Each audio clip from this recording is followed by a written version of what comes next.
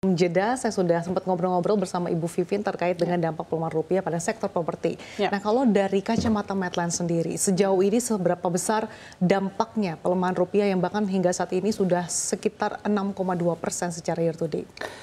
Sebetulnya kalau jangka pendek sih indirectly nggak terlalu berat ya. Kebetulan kita banyak main di landed ya. Landed residential property itu tidak terlalu banyak berpengaruh. Mungkin karena kalau landed residential property kan banyak kan marketnya masih memakai material lokal ya. Jadi itu akan pengaruh di high rise. Kalau misalnya kita tambah investment property, hotel atau mall, itu kan di situ ada unsur-unsur yang faktor-faktor kayak misalnya eskalator, lift, genset. Nah, hal-hal seperti itu tuh akan pengaruh karena itu kan pasti import. Tetapi kalau material-material landed residential tuh sedikit yang memakai bahan baku import. Jadi mungkin secara efek tidak terlalu berpengaruh. Yes. Dari segi komposisi untuk penggunaan lokal dan kalau residential sih sudah pasti di atas 95% pasti lokal.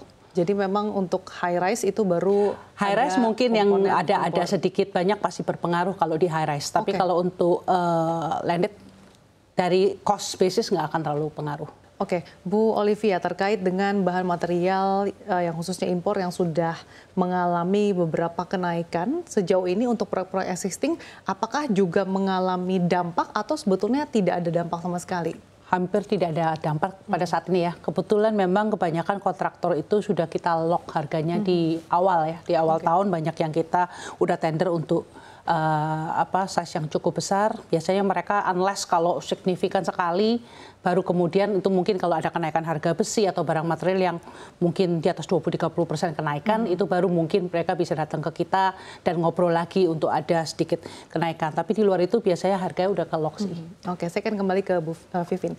Bu Vivin, beberapa waktu lalu kan Bank Indonesia menaikkan suku bunga acuan. Apakah dengan kenaikan suku bunga ini sudah terasa dampaknya di kredit perumahan, Bu Vivin? Ya, so far sebetulnya belum terasa sekali karena kan biasanya ketika BI menaikkan tidak serta-merta banking langsung naikkan suku bunga.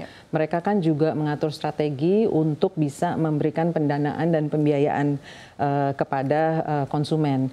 Jadi so far kita belum melihat ada pergerakan atau perubahan sih.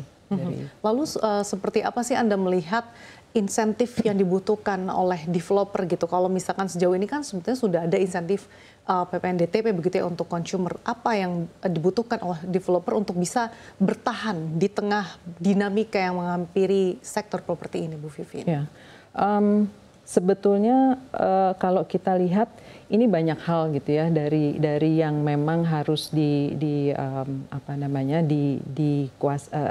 share gitu ya. Jadi satu adalah mungkin stabilitas ekonomi, karena ini juga tidak hanya kepada pengembang tapi juga kepada konsumen.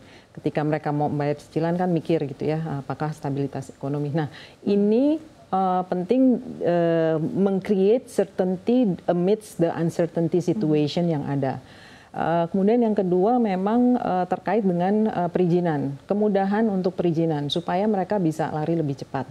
Yang ketiga tadi memang insentif-insentif seperti PPNDTP itu kalau bicara dengan pengembang itu cukup membantu ya, cukup boost sales dari terutama untuk perumahan landed house. Oke, kalau dari Medline sendiri Bu Olivia, tadi kan meskipun dikatakan dengan pelemahan rupiah ini tidak ada dampaknya signifikan pada Medline, tapi apa sih insentif yang sebetulnya dibutuhkan oleh developer gitu untuk terus bisa berlari kencang sehingga sektor properti ini bisa betul-betul tumbuh dan berkembang? Saya sih sepakat ya dengan Ibu Vivin ya. Mungkin tadi stabilitas ekonomi itu paling penting.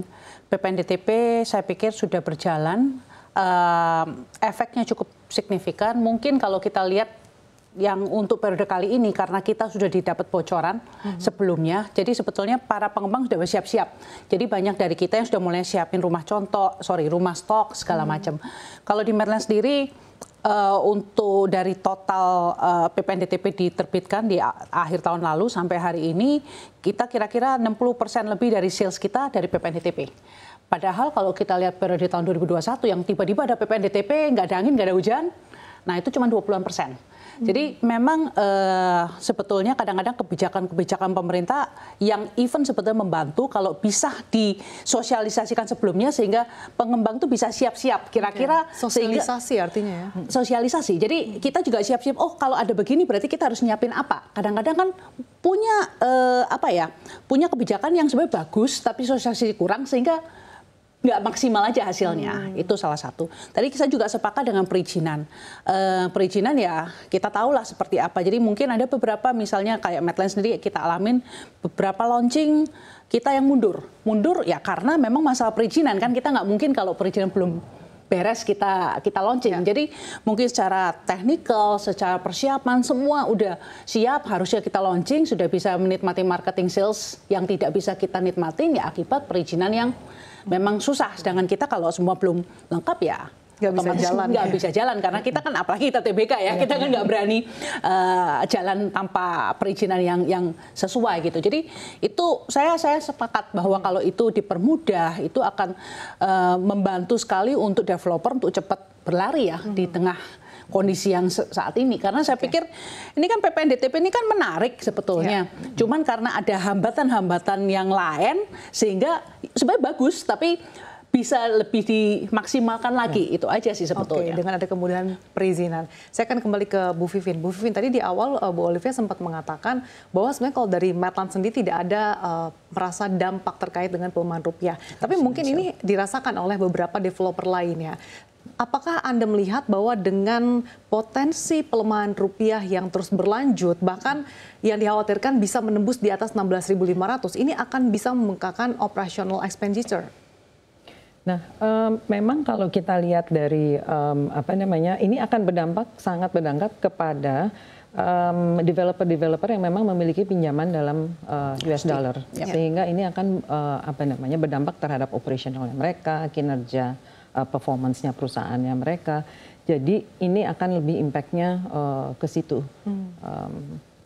Kalau dari Medline sendiri apakah ada pinjaman dalam bentuk US dollar sehingga juga ini bisa kan turut membebani kinerjanya? Saat ini sih begitu kan enggak ya, kita semua rupiah. Mungkin pengalaman 98 kita sangat-sangat konservatif sekali. Jadi even ketika USD murah atau even ketika bunganya Japanese yen murah, walaupun kita mikir kenapa kita nggak pinjam yen ya, udah minus sekarang turun lagi gitu kan. Cuman memang banyak hal yang membuat kita itu sangat berhati-hati untuk meminjam, karena gini, sebetulnya kan kecuali kita punya natural hedging. Natural hedging maksudnya kalau kita mempunyai pendapatan US dollar, kita pinjam US dollar, wajar. Atau kita punya pendapatan yen, kita pinjam dengan yen, wajar. Karena pendapatan kita dari rupiah, terus kalau kita pinjam dengan USD ya otomatis walaupun interest rate pada saat itu murah, tapi dengan hedging ya pasti mirip-mirip. Kebetulan kita mempunyai pendanaan yang sangat cukup kompetitif lah dari bank pemberi pinjaman kami dalam rupiah. Jadi saya pikir itu masih tidak memerlukan untuk pinjam dalam USD. Kalau worst case-nya hingga akhir tahun rupiah menembus 17.000, seperti apa strategi-strategi yang disiapkan oleh developer? Saya pikir kalau kembali lagi ya, pasti setiap developer beda. Satu ada nature of business mereka. Kalau nature of business mereka misalnya adalah high rise, di mana mereka menggunakan banyak material-material yang membutuhkan material import ya. Itu pasti ada sedikit banyak berpengaruh di HPP mereka. Kalaupun misalnya mereka itu menjadi investment property, itu cost mereka naik, otomatis valuation aset mereka naik, tapi secara didepresiasikan itu otomatis mereka punya depresiasi tiap tahunnya pasti naik. Jadi itu secara ini pasti ada efek buat pengembang-pengembang yang aset propertinya misalnya baru bangun sekarang, tapi high rise, itu pasti pengaruh. Kedua, tadi yang seperti Bu Vivin bilang adalah yang loan-nya dalam bentuk mata uang USD. Tapi saya berpikir bahwa untuk yang lain direct impact-nya nggak ada. Tapi mungkin kembali kita lihat lagi kebijakan daripada Bank Indonesia. Apakah Bank Indonesia ini menggunakan kenaikan interest rate sebagai untuk meredam ini atau melihat secara jangka panjang? Karena saya berpikir secara jangka panjang kan global economy juga kita lihat ya inflasi di Amerika sudah mulai menurun, melandai. Otomatis kita juga ngelihat bahwa eventually Federal Reserve akan menurunkan interest rate-nya. Sekarang apakah kita mau naikin terus turun lagi atau mungkin kita tahan dulu? Karena kan kalau lihat ini kan memang temporary naik, tapi saya pikir pada saat Federal Reserve menurunkan interest rate, otomatis kan di situ juga ada kemungkinan bahwa USD akan turun lagi. Nah, apakah kita mau mengambil ini momen ini? Oh ya, karena ini akibatnya kan global economic growth kita kan akan suppress kalau memang kita sampai naikin lagi interest rate. Jadi itu kan kebijakan itu yang mungkin sedikit banyak akan lebih berpengaruh kepada kita dibanding sekedar kenaikan USD aja, gitu. Tapi memang ini kita ngomong dari sektor properti ya. Kalau yang lain pasti otomatis pendapatnya bisa berbeda. Baik, saya kan ke Bu Vivin. Pertanyaan yang sama seperti dengan Bu Olivia, tapi sebelumnya juga kita sudah sempat berbincang terkait dengan jika worst case-nya rupiah terus melanjutkan pelemahan, bahkan bisa sampai ke 17.000. Ini worst case-nya seperti apa dan bagaimana investor memandang sektor properti tanah air? Jadi memang ini akan impact kepada investment karena lebih kepada confident level. Sampai sejauh mana ini akan turun terus dan tadi terkait dengan suku bunga gitu ya.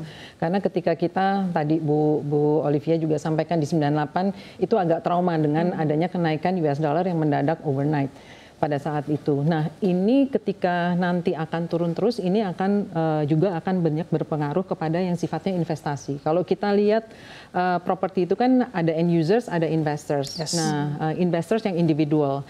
Nah, itu investors individual ini lebih kepada market sentiment. How confident are they in investing or buying properties gitu ya. Jadi ini akan semakin mundur gitu atau akan semakin memperlambat decision making mereka untuk yang tadinya mau buy oke deh gitu, tapi terus akhirnya jadi.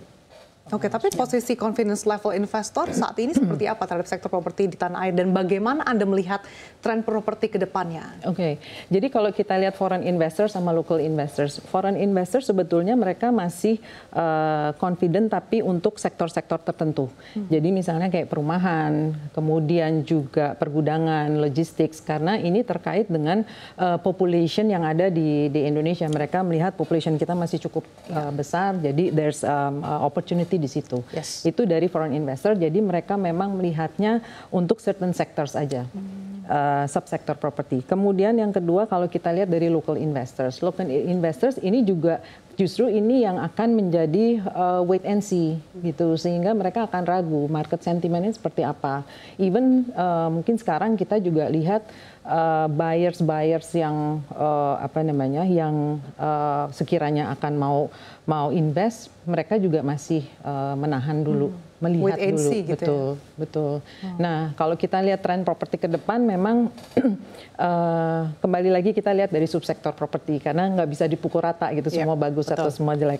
Jadi kalau kita lihat dan kita berharap semua positif. Jadi kalau kita lihat untuk perumahan, kemudian untuk pergudangan, industrial ini masih cukup baik sampai akhir tahun dan seterusnya karena memang itu organic demand-nya ada.